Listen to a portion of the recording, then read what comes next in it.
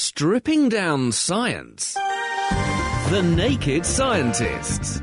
Hello, welcome to this week's edition of The Naked Scientists Science Phone-In, a whole hour of your science questions and emails. And that's with me, Chris Smith, with Kat Arney. Hello. And with Dave Ansell. Hi there. Dave. On the way this week, scientists have discovered the cosmic equivalent of a vacuum cleaner. It's a massive black hole at the centre of our galaxy, and it recently swallowed up something about the size of a planet.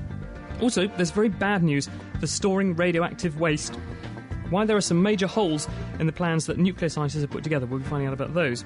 And also a step forward in our understanding of why some people develop dementia as they age. More on that shortly. Kat. And we'll be finding out why teams that play in the red are more likely to win. Is it a psychological advantage, or do they just do less washing?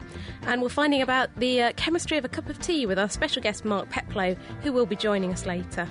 And in this week's Kitchen Science, I'll be doing some exciting chemistry on copper coins. The ingredients you'll need are some dirty old change, some vinegar, some fruit juice, maybe some water. So if you want to win a prize, stand by, and I'll be giving you what to do very soon. Up for grabs today is a signed copy of Dr. Chris's new book, Naked Science. Great for parties, bar mitzvahs, all that kind of thing. Full of fun and funky science stories. You can win a copy by having a go at this week's teaser. Right, this week we want to know, how many bones are there in the human hand? That's not including broken ones in my case. We're including the wrist. We want to know, how many bones are there in the human hand? The closest answer wins. The Naked Scientists Podcast, powered by UK Fast, the UK's best hosting provider. On the web at ukfast.net.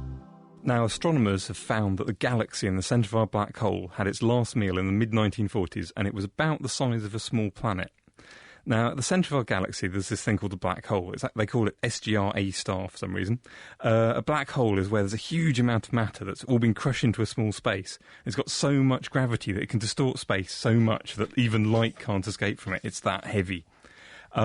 Now, how do we know it's there? Well, if you look at the way the stars are moving around the centre of our galaxy, they're all orbiting something.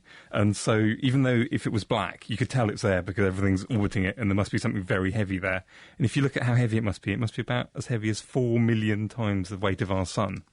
Now, as stuff falls into it, it sort of hits other things. And because it's falling into something so heavy, it hits them very, very hard and heats up.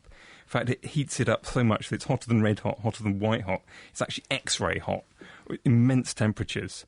So if something solid falls into it, there's an immense pulse of X-rays fly out from it. So it's almost like squeezing an orange, and the juice that flies out in the context of something big going in a black hole is an X-ray. Yeah, not just one X-ray, a huge pulse, enough that it would wipe out life if it came anywhere near us. And so this gets ejected from the black hole. What happens to the X-rays after that? Do we just see them, or what? Well, if you were looking at it, you would see it get about 1 million times brighter than it is normally.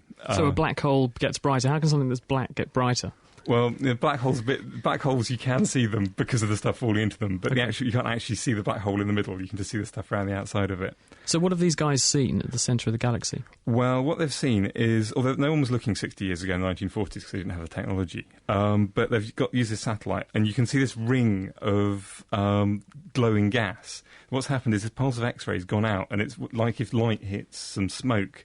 The smoke looks like it's glowing, or this gas looks like it's glowing, and they can see this ring, which is about 60 light years wide, so it must have happened 60 light years ago. So it's like the ripples you drop a pebble in a pond, you get the ripples going out across the surface of the pond as you go. That's it, and from looking at how bright this is, they've worked out it must have been about the weight of Mercury, and about 60 years ago. That's one object, or, because there have been lots of reports of objects being swallowed by black holes over time, haven't there? In fact, there was a recent study. Someone found a star that's actually been kicked out of our own galaxy. It's heading off just into intergalactic space.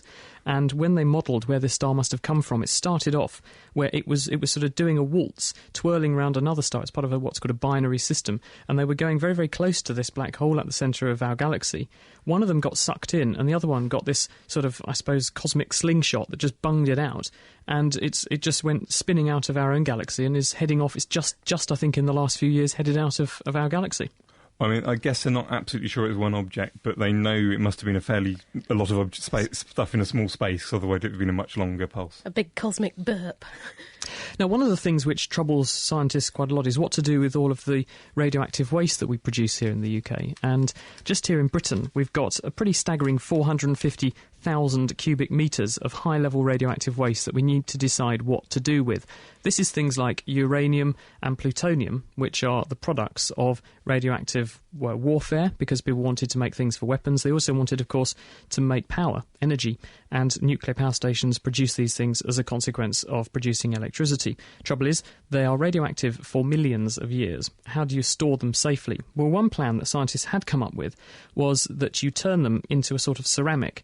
So you take something which occurs in nature, a ceramic material, you mix into the mix some of these radioactive materials, and then you forge them into a sort of glass or a ceramic, which is stable for a long time. It's very hard wearing. You can bury it, and it means that the radiation doesn't then leach away. It doesn't, because these things are effectively waterproof. The radiation is trapped inside the material, and if you bury that under the ground, it will just harmlessly turn into some radiation which irradiates the soil around it harmlessly, and after a few 100,000 years, it's considered safe. Not so, says Ian Farnham, who's a chemist and a researcher at Cambridge University. What they've done is to say, well, what happens to these materials if they're being irradiated in this way for thousands of years?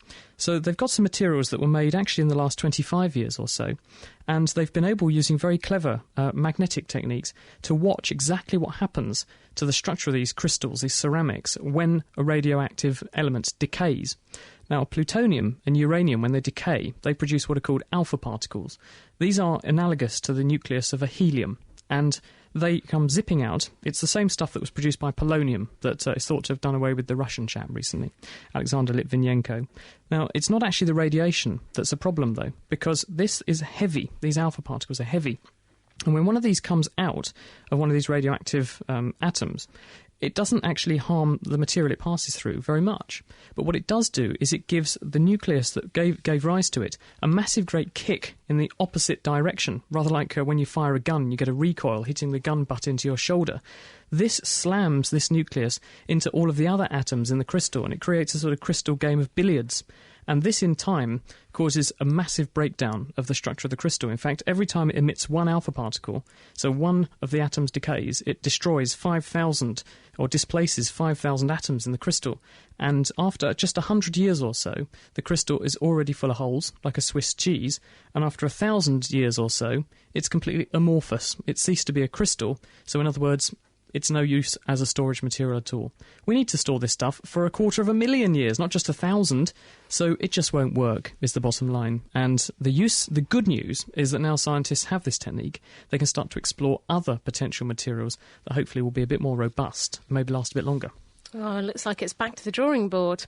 Anyway, on a slightly different tack, a collaboration of scientists from the US, Canada, Europe and Asia have discovered a new gene that could be important in Alzheimer's disease. Well, let's hope they can remember what they did with it. The researchers think that faults in a gene called SORL1 might help with the formation of little clumps of protein in the brain.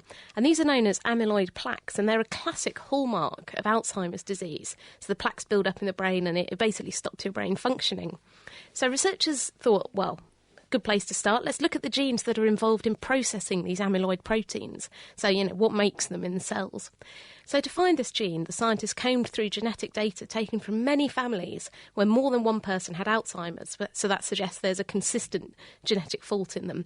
And they found that many of the people from these families had faults in the SORL1 gene, but not in 6 other genes that are also involved in processing these amyloid proteins. And they looked at a wide range of families from across the globe and all found the same mistakes popping up again and again.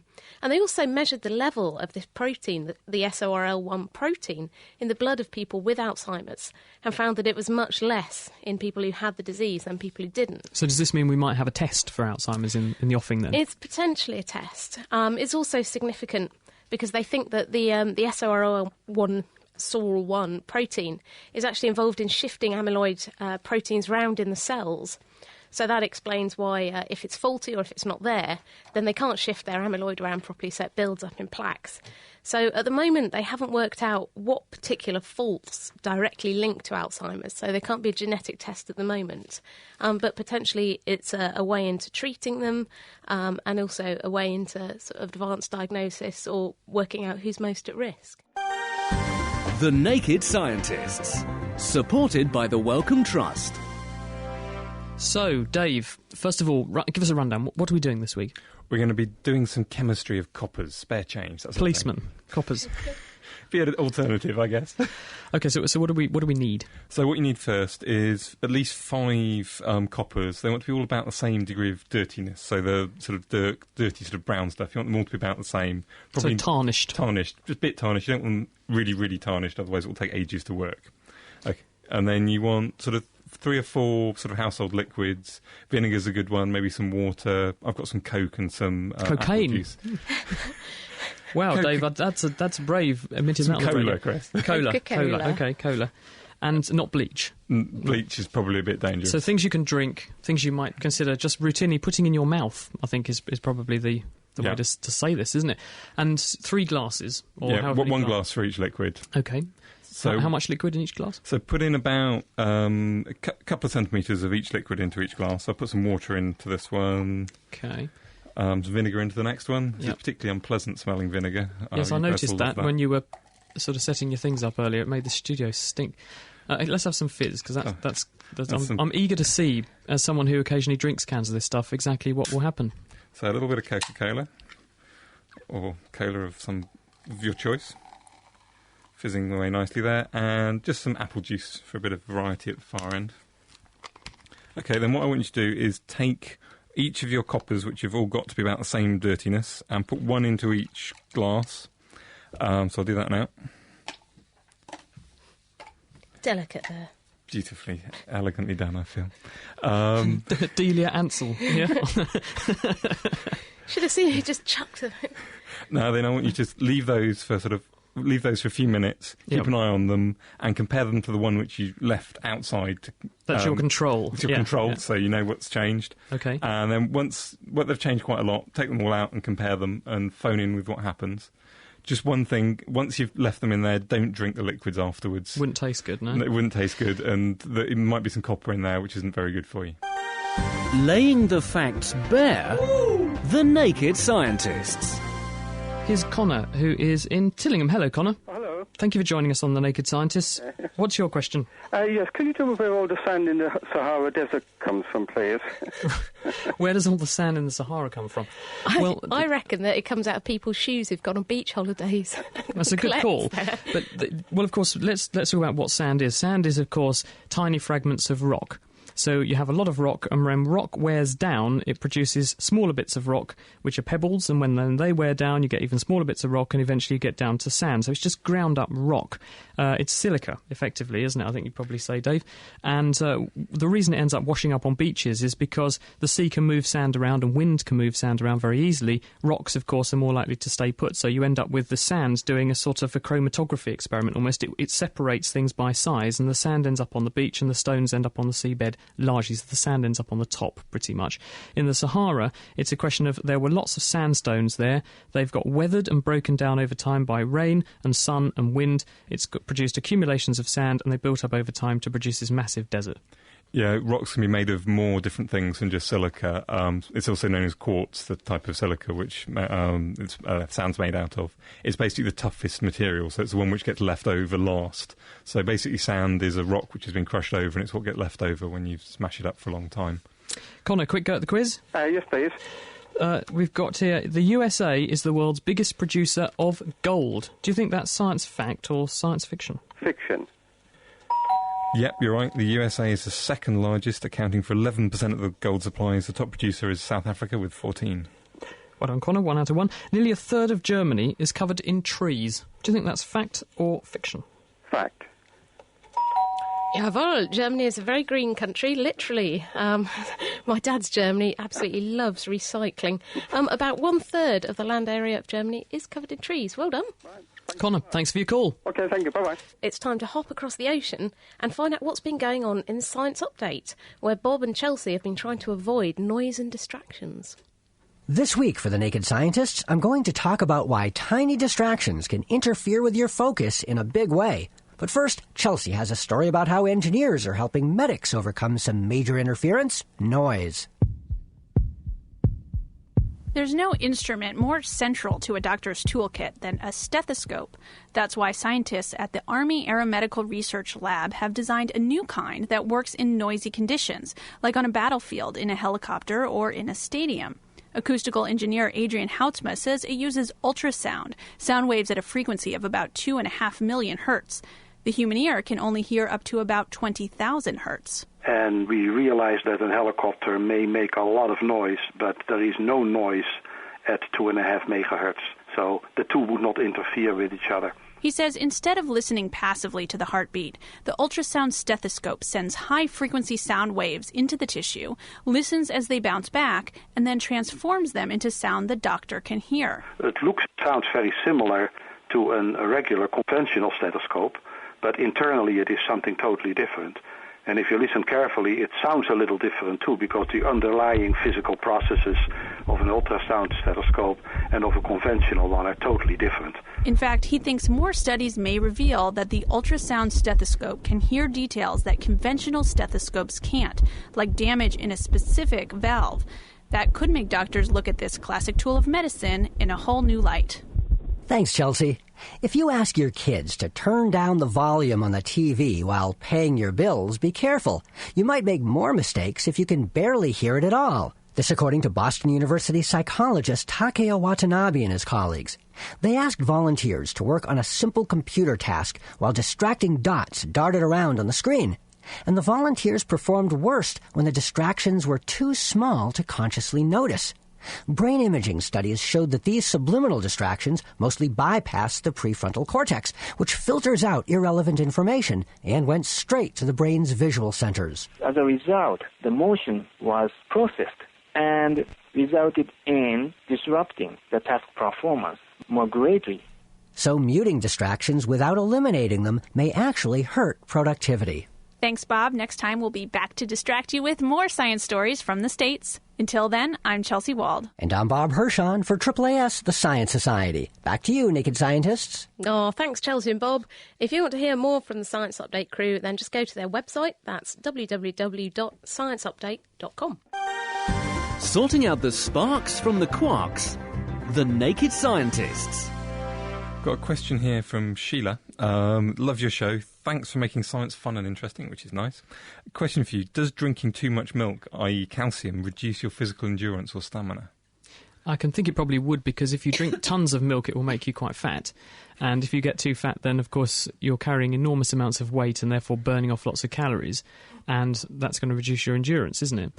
What are the side effects of drinking lots of milk? Well, if you drink milk that isn't skimmed, it's got lots and lots of fat in it. So having lots and lots of fat isn't good for you because of the calories, but also because it furs up your blood vessels. Milk's also very rich in calcium, which means in people who are prone to stones, like kidney stones, if you don't drink, if you have too high calcium, you can deposit that in your kidneys and get kidney stones. And the other side effect of milk that not many people know is if you have irritation to the stomach lining, and you're at risk of getting, say, stomach ulcers, calcium is used as a sort of a co-signal by the wall of the stomach to produce acid. So if you have calcium levels going up in the blood, you make more acid. Now, some people, when they have a bit of a dodgy stomach, they'll think, I'll drink some milk to settle my stomach. Now, when you first do that, your stomach feels a lot happier, because what you've done is to give the acid in your stomach something other than the wall of your stomach to eat. So as a result, then you feel better. But then the calcium gets absorbed, goes into the bloodstream, increases the amount of acid your stomach wants to make, and so you get a vicious cycle and the whole thing comes back together again. So, not good. We've got another question here from Thor Bjarnason. I'm not sure where he is, but he sounds somewhere Scandinavian. He says, hi there, we're all familiar with a common mirror. So what you look in and when Chris looks in it, it breaks. I presume that it reflects electromagnetic waves in the visible spectrum, i.e. that's light, so that we can see ourselves. But how effective are mirrors at reflecting other electromagnetic waves like X-rays and radio waves? So he wants to know, for example, if someone had really bad cell phone reception in a building, if they stood near a mirror, would that reflect the signal? Dave, what do you reckon? It depends what you make the mirror out of. If you're looking at radio waves, you're going to have to make the mirror out of much thicker metal, because you kind of need the same thickness of metal compared to the wavelength of the electromagnetic radiation. And that's actually how satellite dishes work. They're basically just like a big curved mirror which concentrates all of the microwaves coming down from the satellite. I can tell that because they're often, to keep the weight down, they're porous, aren't they? They've got little holes. It's more hole than actual metal, in fact. Because the wavelength is big enough that the holes are much more than wavelength, and it doesn't matter. I guess it's the same principle as to why you can have a light on inside your microwave and you can see the food cooking, even though it's still being cooked by the effectively equivalent of light, microwaves, but the wavelength of the microwaves is far longer than the wavelength of the visible light, which comes out through the mesh in the door, but the microwaves can't. Because, a microwave is keeping all the microwaves in the microwave by using a whole lot of basically metal mirrors. Once you get beyond the visible light into ultraviolet is quite easy to make mirrors for. Once you get into X-rays, it's very difficult. And so making X-ray telescopes is very difficult. Sometimes they do it just by using a bag of gas to act like a lens rather than mirrors. What about mobile phone waves? What sort of frequency are they at? They're radio waves, aren't they? Yeah, radio waves, sort of microwave end of radio waves. So they should be reflected by... A sheet of aluminium would work beautifully for that. Dave, how does a crane compare to the wavelength of television signals? The gantry on a crane. I'm coming to... You're looking at me a bit quizzically. I'll come to it in a second.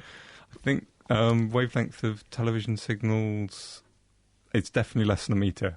I couldn't get... Would a crane jib interfere with the signal? Could quite easily. Because when I was in Sydney, no one believed me. When I was living in Sydney, I worked for the ABC for 6 months, that's like the BBC but in Australia, and I could watch television on this. We stayed in this person's flat, and I could watch television in the morning until 7 o'clock.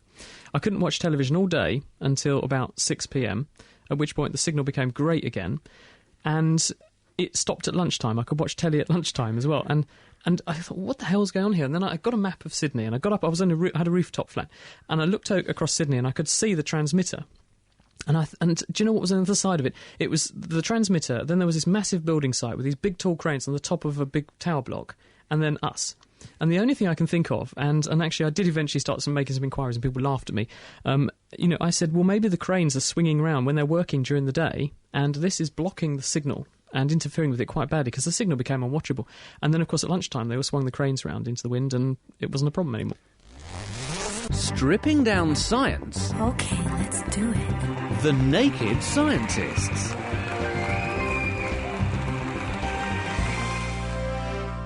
Louise is in Norfolk. Hello, Louise. Hello. Thank you for joining us on The Naked Scientists. What's your question? Well, I'm doing this project in science. Mm-hmm. And I wondered how air sacs in the lungs, how do they help with gas exchange? OK. Well, the answer is that your lungs are filled, they're not just like balloons. The lungs are filled with thousands and thousands and thousands, millions in fact, of tiny balloons, and they're called alveoli. They're the air sacs that you're mentioning. And what the reason the lungs don't just have one big balloon, they have millions of tiny balloons, is that each of those balloons has to have a wall.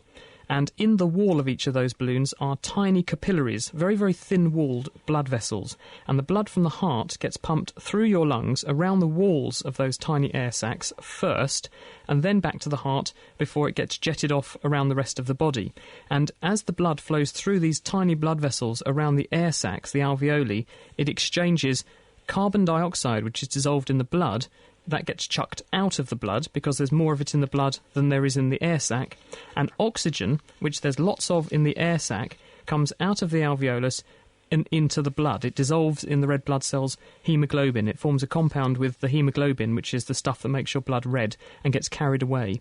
And the average red blood cell takes about 0.3 seconds, so a third of a second, to pick up all the oxygen it can from the wall of the alveolus, but it spends 0.8 seconds, nearly a second, actually making that journey. So the red blood cell has 3 times longer than it needs to pick up all the gas it needs. So that's how the gas exchange occurs, and that's why you don't just have one balloon in your chest, you have millions of tiny balloons. It gives your lungs about the surface area, I think, of a tennis court, if you were to spread them all out. Wow. Huge. Thank you. That's all right. Do you want to go at the quiz? Go on, it's Fact or only fiction? fair. You ready? Have a go at this one. A wacky inventor has patented a design for spectacles, glasses for chickens. Do you think that's science fact or science fiction, Louise? Science. Science fiction. I'm afraid not. It's true. The UK Patent Office has received a design for chicken glasses, but not intended to boost the eyesight of the optically challenged, to stop the birds pecking each other. Kind chickens. Louise, you needed 2 out of 2 today. Unfortunately, you only got. You would only have managed to get 1 if you got the next one right, so we'll have to leave it there. But thank you for having a go. Okay. All right, great to have you on The Naked Scientist, all right? Bye. See ya. Ken's in Brentwood. Hi, Ken. Hello. Thanks for joining us on The Naked Scientist. Okay, thanks for listening. We're an island with a shortage of power, surrounded by water, with rising water levels due to global warming. Why can't we crack water, which is the constituents of 2 parts hydrogen, 1 part oxygen, burn the hydrogen by using the oxygen, and then create an ongoing process of cracking the water and burning it and generating our own power? It would be lovely if that worked. Unfortunately, if you think about it, it takes exactly the same amount of energy, if not more, to split the water into hydrogen and oxygen than you could possibly get by burning the 2 back together again. So it will just cost you energy, and it won't get you anywhere, I'm afraid. There's no such thing as a free lunch in the world of physics, I'm afraid, Ken.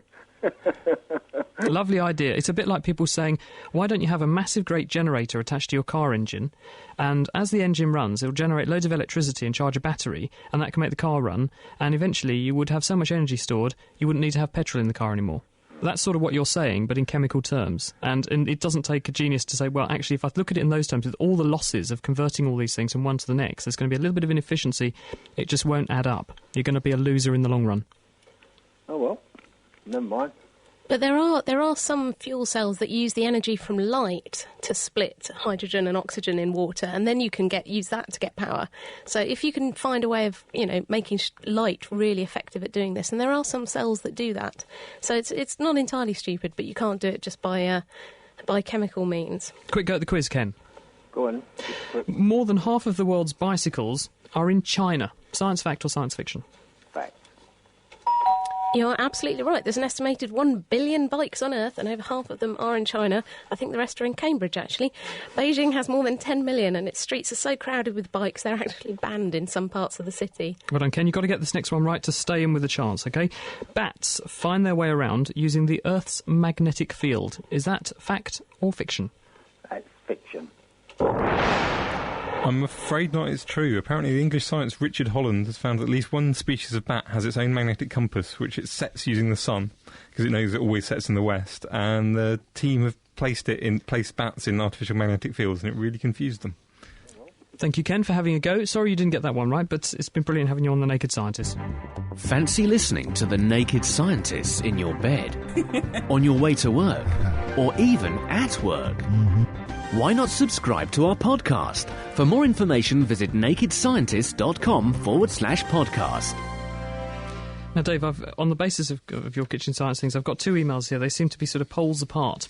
I'll read them both. They both say they like the show very much. This is from Lee Thompson. He says, best wishes for the new year. I'm looking forward to you bringing out some more fantastic science on The Naked Scientist this year. There have been some great highlights over the last year, especially your kitchen science section, your mint imperials and lemonade experiment. It was absolutely superb.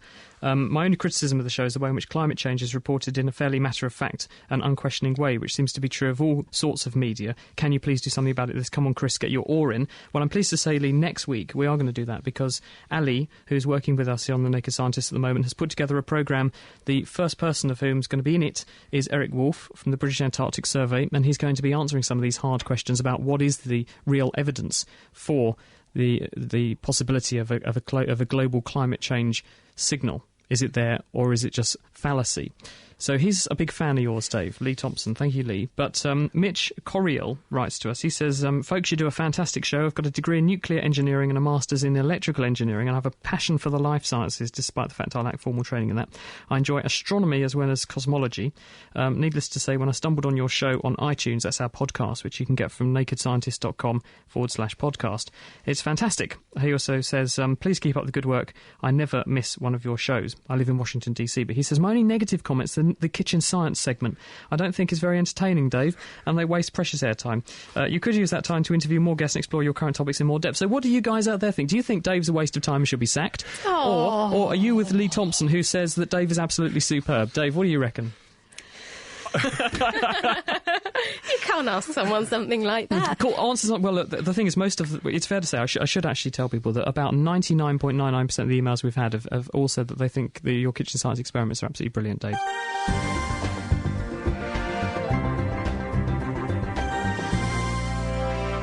Joining us now from Chemistry World's Mark Peplow. Hi, Mark. Hello, Chris. Happy New Year. Welcome to The Naked Scientist. Thank you. You gave us a rundown on why Alexander Litvinenko had a bit of a torrid time when you joined us in December. Right. This month, some very exciting news. I mean, let's just start at the top of the list. How researchers are using heart cells to pump things around labs on chips. I mean, perhaps you'd better start off by explaining what a lab on a chip is. Yeah, that's right. Chemists are very interested in trying to shrink their laboratories down until they're the size of the sort of chip that you get in your computer, maybe just the size of a postage stamp.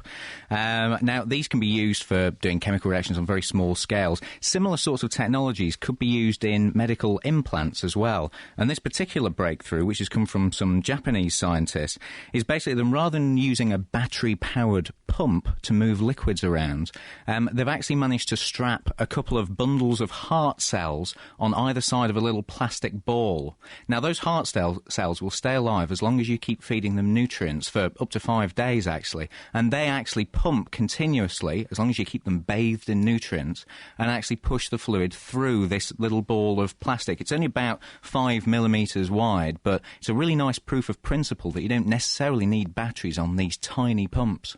Is it actually worth doing, though? Why not just have tiny pumps? Why use heart cells? It sounds fiddly.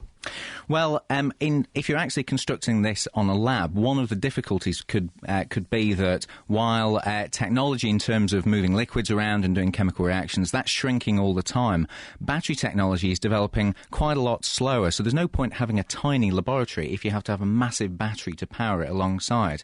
And in a sense, the same is true if you're using these in medical implants. Batteries can only last so long, so one can imagine that in the future, if you can actually attach heart cells to a pump so that it's actually going to work continuously, all you need to do is to keep feeding them nutrients and they will go on and on and on. They're, if you like, even going to beat ever-ready batteries. It is one of the most crazy things I've ever seen in science, is looking down a microscope at a Petri dish full of cells and seeing them beating as they were heart cells grown in the lab. Anyway, so what's the deal with nanoparticles in exhaust fumes? I thought that, nanoparticles, are they dangerous? What's all this about? Well, nanoparticles, actually, you if you look hard enough, you can find them anywhere. Nanoparticles are basically anything that you can measure in billionths of a metre, so they're maybe 1,000 times the width of a human hair, something like that.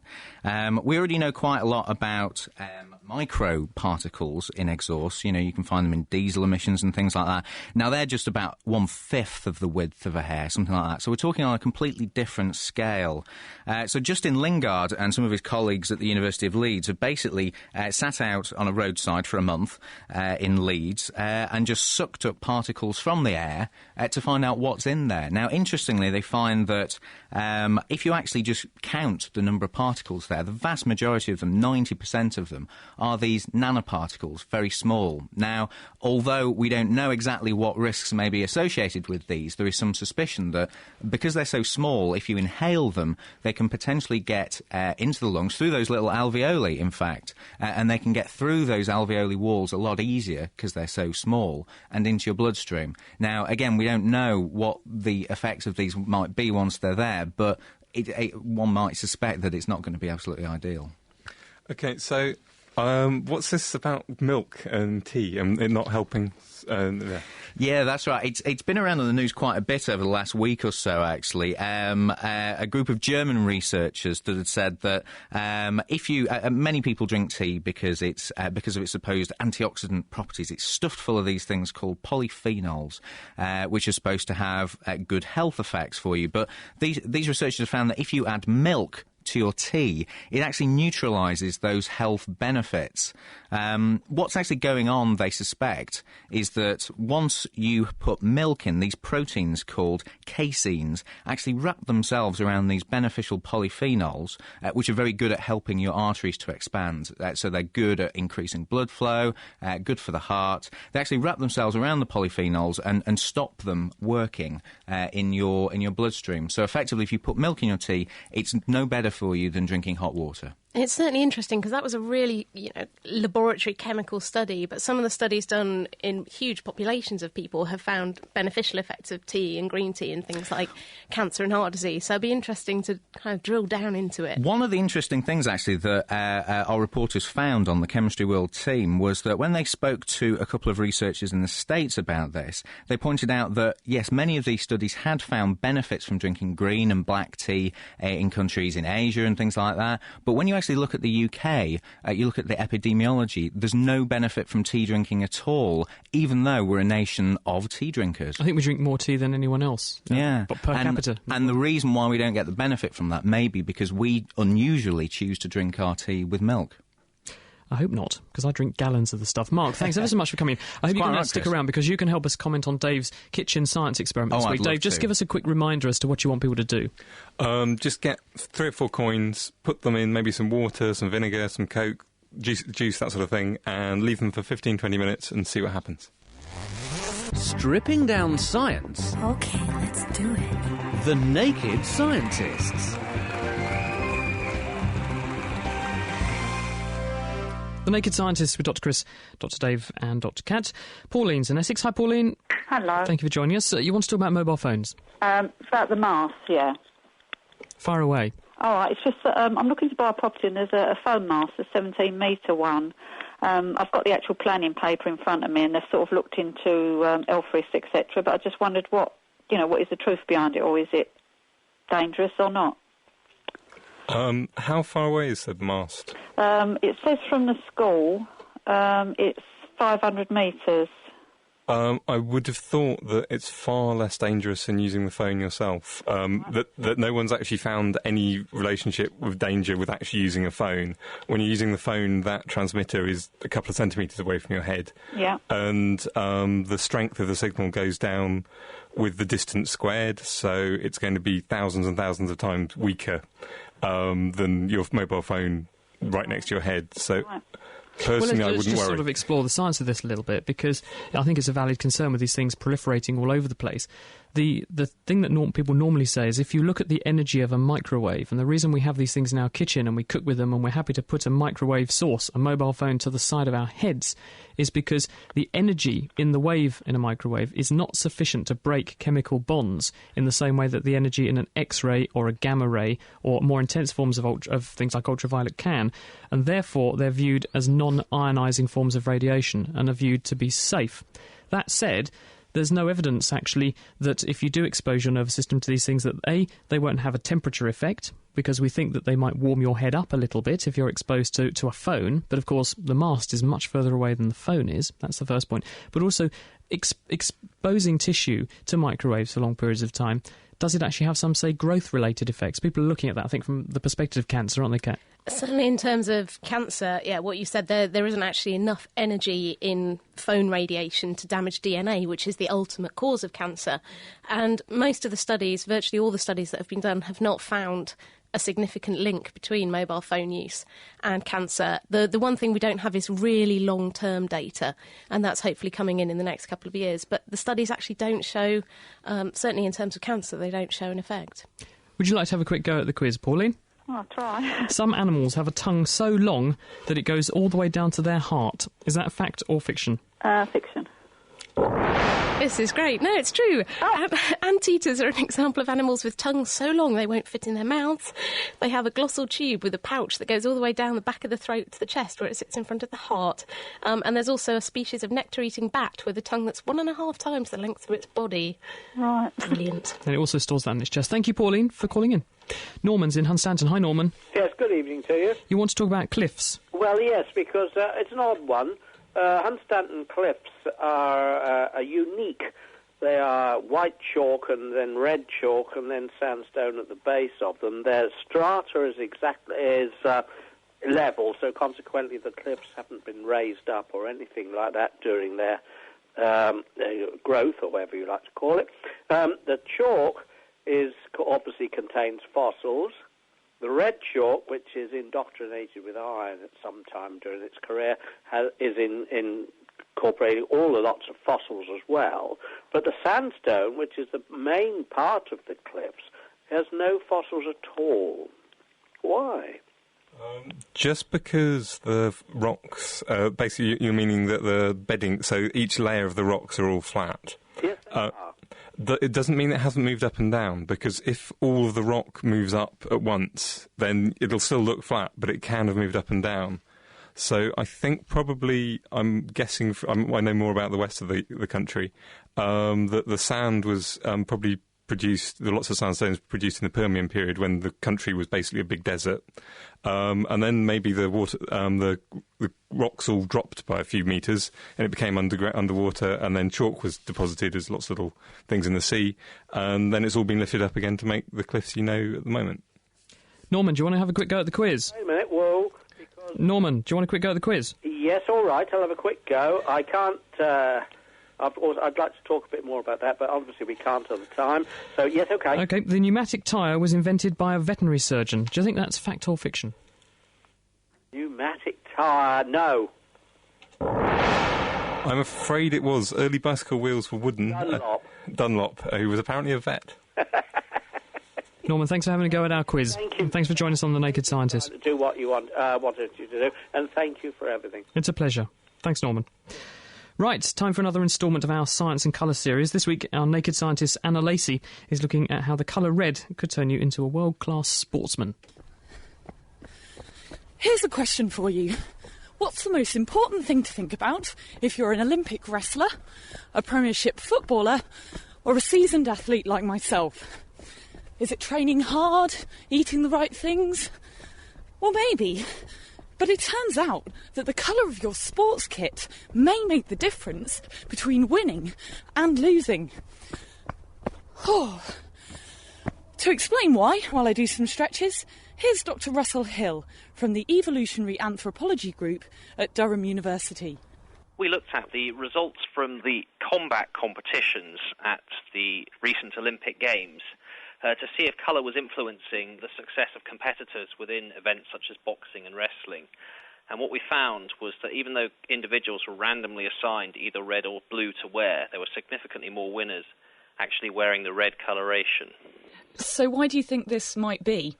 Well, we know within the animal kingdom that the colour red is frequently associated with dominance. For example, in mandrill monkeys, it's only the dominant males that are able to display this red coloration as a sort of a badge of status. And we know that it's linked to testosterone levels in these males, so we think that something similar may be happening in human contests, and that by wearing this red stimulus, it's giving competitors some form of advantage in one-on-one contests.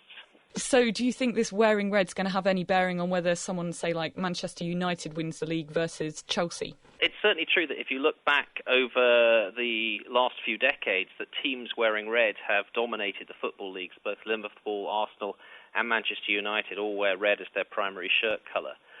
What is important, though, is that individuals or teams need to be closely matched before this sort of red advantage takes effect. Simply wearing a red doesn't make you a brilliant footballer or boxer. And it is possible for teams such as Chelsea to sort of overcome that by spending an awful lot of money. So Manchester United do have an advantage as long as it remains a relatively close competition. But if they go out and spend those Russian millions again this January, Chelsea could find themselves way out in front again. I mean, there are a lot of other things that are associated with the colour red, not only aggression, anger, passion, even warmth. I mean, why do you think that red is so important in these kind of contexts? We're not entirely sure. We know it's a fairly consistent signal throughout animals, so the fact that it's important in humans is perhaps not surprising. Red is often one of the first colours that tends to get identified after black and white or dark and light within human societies. So it clearly is an important colour, and that may be perhaps due to the way it's linked in with the colour of blood. The associations we make, such as red representing blood and anger and blue as tranquil and cold, are heard pretty much everywhere. But the colours and what they relate to are not the same the world over. From the Department of Social Anthropology at Cambridge University, here's Professor Alan McFarlane. A very famous difference is that in the West, black is the colour of death and evil and things like this, whereas in China, Japan and East Asia, white is the colour of death. So there's a complete opposition. Is it the case that now the world is becoming much smaller? Are the colour associations changing, do you think? I think they are. That's to say, for instance, a Japanese or Chinese wedding will have white. I mean, the bride will wear white because it's a part of becoming modern, Western, etc., to adopt the colour categories of whatever is the leading power in the world. So I think there is a great homogenization going on all over the world. Even if everyone ends up describing emotions and using colour in the same way, something that many would see as a great shame, we can at least breathe a sigh of relief when we look at the huge variety of colour in nature.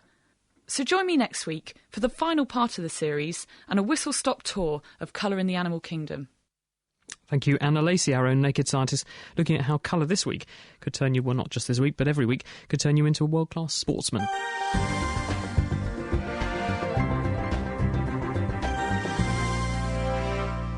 Tis the Naked Scientists with Dr. Chris, Dr. Dave and Dr. Kat. Time now to catch up with our kitchen science this evening. Now, one of the things which we asked you earlier was, what do you think about Dave's Kitchen Science? Well, Tony in March, Dave, is your biggest fan because he says, I think Kitchen Science is brilliant. It would be good if you could tell us the week before what we need to get. So what do we need to get for next week then? Good question. You haven't even thought it up yet, have you? We'll have to check the website. We'll let you know on the website. No, I'll tell you. I'll give you a sneak preview, right? It's all about exercise and exercise bikes. So you're actually going to calculate, I believe, how much energy goes into an exercise bike and how much energy is burned off all over Britain in a gym. Yeah, that's right. OK, this week what I was doing was I put some coins in various liquids. I put one in some water, one in some vinegar, one in some Coke and one in some apple juice. And if you look at the one that's in the water, it's about the same colour as it was before, about the same as one which I didn't put in anything at all as a control. The one in the vinegar, that looks really nice and shiny. The one in the Coke, slightly less shiny, and the one in the apple juice, about the same as the one in the Coke. When you say Coke, it's cola, right? Sorry, cola. Yeah. Not cocaine or anything like that. But so what's going on? Tell us the chemistry of this. Well, all the ones which had an effect are what's called acids. And vinegar's known quite well. All the acids tend to be very sour-tasting things. They're the ones which kind of bite the back of your throat. And when coins are left in your pocket for a long time, the copper in them reacts with the oxygen in the air and turns into copper oxide, and that's the black, gunky stuff. And when you put that in an acid, it will dissolve just the oxide, leaving behind a nice, shiny, clean metal coin. Why doesn't the water do that? Because what happens is the acid's got some hydrogen on its own, which will react with the oxygen in the oxide and turn into water, leaving the other half of the acid, which in vinegar is called an acetic group, because it's acetic acid. And so the copper gets dissolved with that and sits around in solution. And I've taken lots and lots of coins and left them in for about an hour in some very strong vinegar, and you can see the slight green tinge. So that would be what chemical? Well, that's the copper acetate in there actually looks ever so slightly green. It's not very strong, although definitely don't drink that if you are doing it, because copper isn't very good for you, and it can make all sorts of things called free radicals which do damage in your body. So don't drink it. So the bottom line here is, what are we asking people to kind of to take a message to take away from this? It's an interesting reaction you can do with metals, and if you ever want to clean anything, any metals, a good thing to do it in is a nice acid. And that shows that cola drinks, these fizzy drinks, are extremely corrosive then, and are probably not good for your teeth. No, because it will just dissolve your teeth in the same way as it's dissolving the copper oxide. Mark, any Royal Society of Chemistry comments on Dave's Kitchen Science experiment this week? Well, you're absolutely right about Coca-Cola. It contains vast quantities of something called phosphoric acid, and in fact the Coca-Cola Corporation is one of the biggest consumers in the world of phosphoric acid. It means that Coke has a pH of about 3 or 3.5, just slightly different from dilute hydrochloric acid that you may have used in the labs at school. And stomach acid, of course, which is hydrochloric acid. That's right. I remember a demonstration actually when I was a kid by my chemistry teacher dropping a tooth that had come out of some child's mouth in the middle of a lesson in a can of Coke. And by the end of the teachers in those days, didn't you, Mark? Yeah, we did. I remember those punches. But by the end of the lesson, just half an hour, the tooth had completely dissolved in the acid. So it's really worth knowing actually how much acid you're putting into your mouth when you drink a can of Coke. Yeah, it's not just Coke, though. I mean, lots of fizzy drinks all use phosphoric acid because it does give quite a strong flavour, doesn't it, as Dave said? Because acids taste lemony, don't they? Yeah, they tend to. It's because it's hitting certain parts of your tongue in certain ways. When it gets bathed in those hydrogen ions that Dave mentioned before, it sets off a series of little nervous reactions, if you like, in your tongue so that it registers that acid flavour. Now, talking about things you put in your mouth, Nigel is in Peterborough. He wants to talk about diets. Hi, Nigel. Good evening. Welcome to The Naked Scientist. What do you want to chat about?